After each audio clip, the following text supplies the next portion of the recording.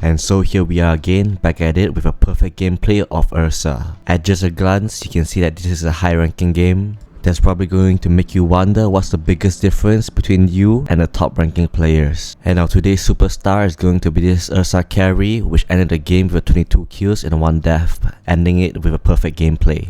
The die actually make a 5-man gang, as the heroes are pretty nice for the level 1 spells. And that's where they plant a ward and found the Undying. And this is where the Ursa chose to add its first few aftershock to provide a slow and little bit damage for its teammate to catch up. And you usually want to leave the first blood for your mid lane as they can get the bottle earlier.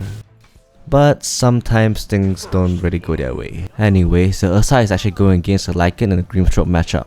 But this lane favors Ursa more, as the Lycan can't really do much at this stage of the game, as he can only summon wolves and right-click people. And you can actually see how he demonstrated this very specific play, as the Crystal Maiden was having his own enemy battle against a Grimstroke. And you can see that even with no boots, he still made the rotation as the Ursa aftershock for moments like this. He actually catches up to the Grimstroke, which was at 80% health, making full use of the Crystal Maiden sacrifice. This itself is actually a very good sign of a high-ranking player with good game sense, as it is actually not very easy to make rotations like that, especially when you're that far away. So the lane was at a stalemate as the Lycan and the Ursa was just farming.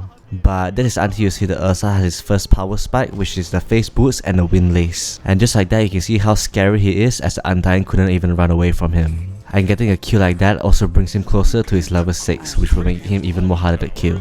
And the butterfly effect actually comes in, as you see that killing the range creep actually gives the Ursa the level 6, which also gives him confidence to die the Lycan that is still only level 5. You can see the Lycan try to hide in trees, but this is actually low-key and coordinated gang together with the mid lane. And this type of play is really only possible when you're confident about diving the tower with all the correct information, because just by doing so, the mid laner in his team actually reacted to him and played off his aggressive playstyle. And this actually landed him a pretty good trade between the Crystal Maiden and the Lycan.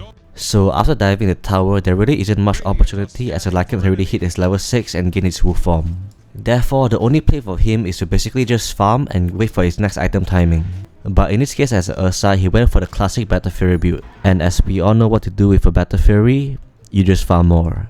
Well, to be more accurate, he actually wants to farm for his next item timing, which is the Blink Dagger, which is commonly a very good item already, but for this game is especially good. Reason being that they have a sniper core and a drow core, which makes them want to play in the backlines, and the Blink Dagger allow him to jump in to kill them easily. And when that moment actually came, he did not waste any time to search for his enemies. You can tell instantly he was scouting where his next target would be, and you can see in the map there was a glimpse of the Drow Ranger. And just like that, he instantly TP'd to the top lane and hunt him down. And you can see how scary he is just as he got his Blink Dagger. And little did you know, this was only the beginning of the Radiant's Nightmare.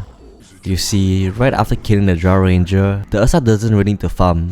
And by that I mean that he doesn't need to hit creeps anymore, as right now his main source of gold income is literally just from hunting people down. And you can see just from his gameplay alone, whenever he sees anyone shows in the map, he just run them down. And also one of the best things of being the strongest hero in the game is that you can kill the enemy hero while stealing the ancients at the same time, denying both jungle and lane gold XP at the same time. And this is a very good example of where he just farmed the triangle which is near his teammate. And the moment his teammate gets jumped, he has all the information in the world to know when it's his turn to jump in, instantly killing the Drow Ranger and running back to reset again.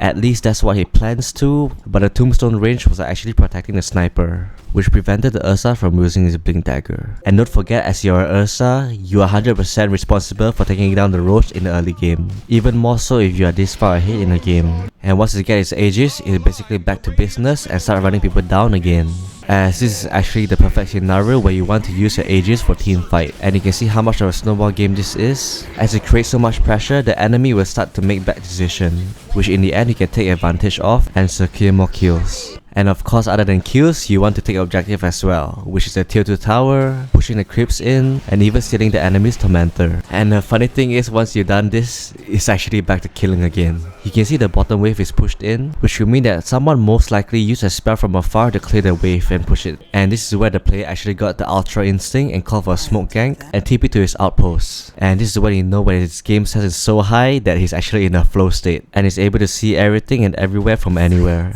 And if you watched until this far, don't forget to like and subscribe.